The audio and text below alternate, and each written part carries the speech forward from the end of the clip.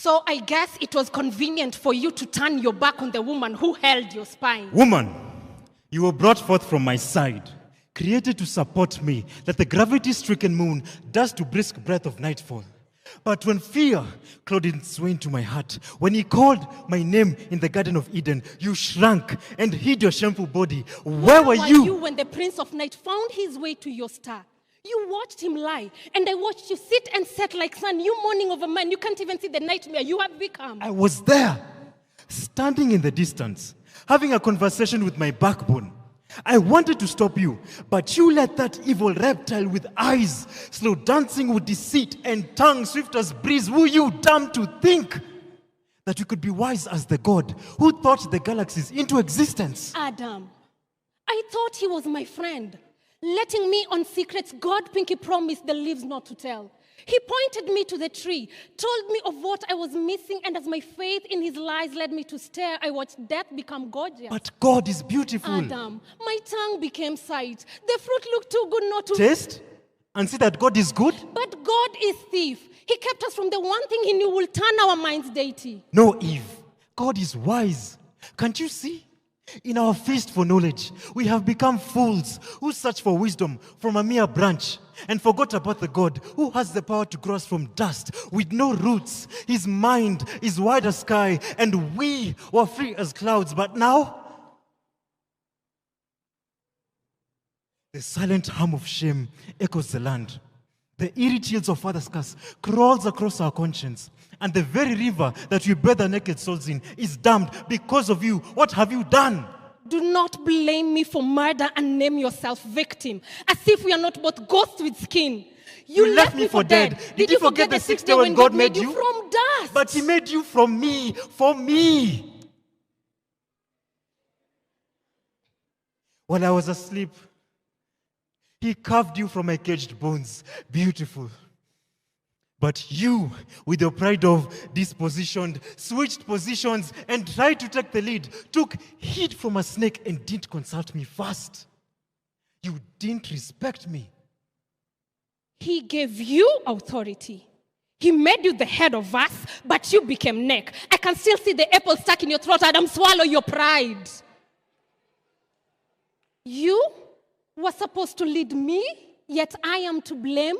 Your wife, your Eve, the one who is now shame once beauty the moment you saw her breathe? Maybe I should noose a ribbon around my neck, make a skirt of wrapping paper, cover my natural naked chest with leaves. Maybe then these bones will be enough gift for you again. This flesh, enough body for you to bathe in the day. You removed God from your soul, emptied your nest of his glory. Is the day you begged me to take his place. Switch positions, become this image of perfection to satisfy your insecurities.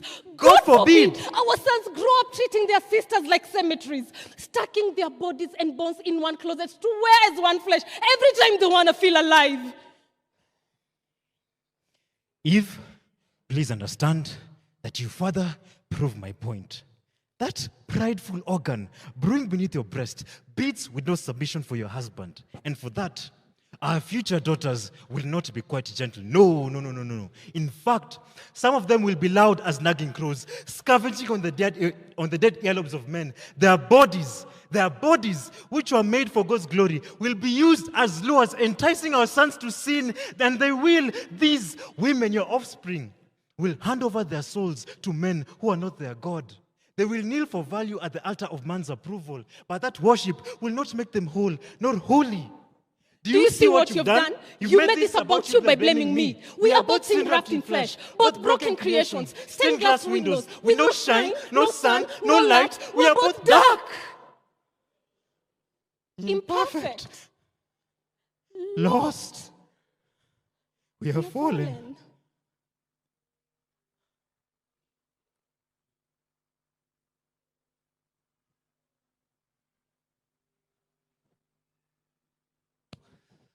Wife, I'm sorry. Please forgive me.